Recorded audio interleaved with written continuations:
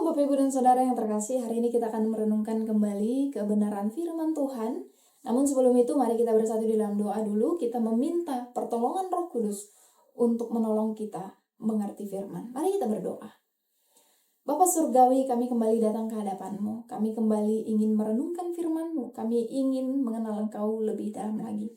Dan biarlah Roh Kudus yang memampukan kami, yang menolong kami, dan yang memimpin kami untuk mengerti firman-Mu. Dalam nama Yesus kami berdoa. Amin. Rut 2 ayat yang ketiga, demikianlah firman Tuhan. Demikianlah firman Tuhan. Pergilah ia, lalu sampai di ladang dan memungut jelai di belakang penyabit-penyabit. Kebetulan ia berada di tanah milik Boas yang berasal dari kaum Elimelek. Bapak, Ibu, dan Saudara, di dalam percakapan sehari-hari, kita seringkali menggunakan kata kebetulan. Misalnya, kebetulan saya bertemu dengan teman lama di bandara, misalnya. Atau kebetulan saya membaca lowongan kerja saat saya sedang membutuhkan. Atau kebetulan saya lolos dari bahaya dan karena terlambat beberapa menit. Dunia seringkali menyebutkan hal-hal yang demikian sebagai sebuah keberuntungan atau nasib baik. Namun bagi orang percaya, benarkah ada hal-hal yang benar-benar terjadi secara acak di bawah kolong langit ini? Seringkali apa yang kita labeli dengan sebagai suatu kebetulan adalah cara Tuhan bekerja secara anonim. Di balik tirai peristiwa yang tampaknya sepele dan tidak terencana, ada tangan Tuhan yang sedang merangkai potongan-potongan kecil menjadi sebuah mahakarya. Dalam Rut 2 ayat yang ketiga ini mengajak kita melihat bagaimana langkah yang tidak sengaja bisa menjadi awal dari rencana Tuhan yang luar biasa. Rut mencatat sebuah fenomena yang tampaknya sangat biasa. Dikatakan bahwa kebetulan ia sampai di tanah milik Boas yang berasal dari kaum Elimelek. Namun, benarkah ini sebuah kebetulan? Bapak, Ibu, dan Saudara yang terkasih, perlu kita ketahui bahwa Rut pergi ke tanah Boas tanpa maps. Rut berangkat ke ladang dengan satu tujuan, yaitu untuk mencari makan. Ia tidak memiliki daftar pemilik tanah di Bethlehem. Ia tidak tahu ladang mana yang paling ramah bagi orang asing.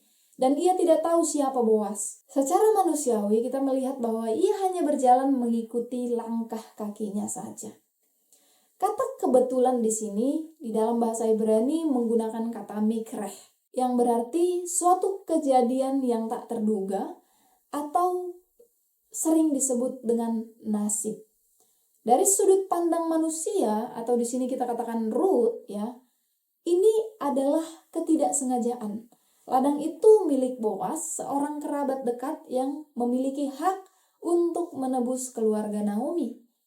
Dan Rut sebenarnya bebas memilih ladang manapun, tetapi langkahnya seolah-olah terpeleset masuk ke ladang yang tepat pada waktu yang tepat juga. Ini menunjukkan bahwa kedaulatan Allah tidak mematikan kehendak manusia, tetapi secara ajaib Allah membimbing manusia. Tuhan bekerja dalam detail yang paling acak sekalipun untuk mempertemukan Rut dengan solusi permasalahan hidupnya.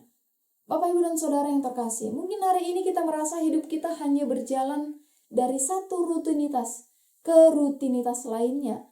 Kita merasa ini tanpa rencana yang besar dan jelas. Tetapi kita merasa semuanya ini kebetulan, kita terjebak di suatu pekerjaan ini. Kebetulan kita tinggal di lingkungan ini. Atau kebetulan kita mengalami suatu kesulitan. Belajarlah dari Rut.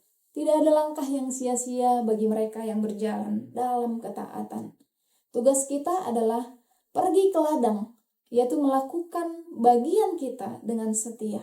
Dan tugas Tuhan adalah membimbing langkah kita ke ladang yang tepat.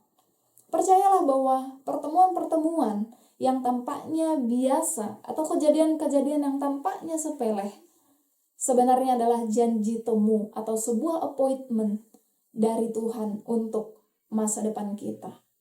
Bapak, Ibu, dan Saudara, kisah Rut ini bukanlah suatu kebetulan. Kisah yang kebetulan Rut ada di ladang Boas bukan hanya tentang cinta manusiawi, tetapi tentang sejarah keselamatan dunia. Jika Rut tidak kebetulan sampai di ladang Boas, maka tidak akan ada pernikahan di antara mereka. Tidak akan ada lahir Obed, Isai, Daud, bahkan sampai kepada Yesus Kristus. Namun Tuhan mengatur kebetulan ini di Bethlehem agar berabad-abad kemudian di kota yang sama, Sang Penebus yang sesungguhnya lahir. Yesus datang ke dunia bukan karena kebetulan sejarah, tetapi karena rencana Allah yang matang sejak dunia dijadikan. Sama seperti Boas menjadi penebus bagi Rut yang malang, Yesus adalah juga Boas bagi kita. Dia menemukan kita di ladang dosa dan kehancuran kita, bukan karena kebetulan, tetapi karena kasih karunia-Nya yang telah merancangkan keselamatan bagi kita, bahkan sebelum kita menyadarinya. Mari kita bersatu di dalam doa. Bapa di dalam surga, kami bersyukur bahwa kami ada bukan karena kebetulan. Keberadaan kami saat ini juga bukan kebetulan. Bahkan apa yang kami kerjakan hari-hari ini bukanlah kebetulan. Semuanya ada di dalam rancangan-Mu yang besar. Maka untuk itu ya Bapa, ajarlah kami untuk setia di dalam hal-hal kecil yang Tuhan percayakan kepada kami. Setia di dalam langkah-langkah hari ini untuk menuju rencana-Mu yang ajaib. Terima kasih Bapa. Dalam nama Yesus kami berdoa. Amin.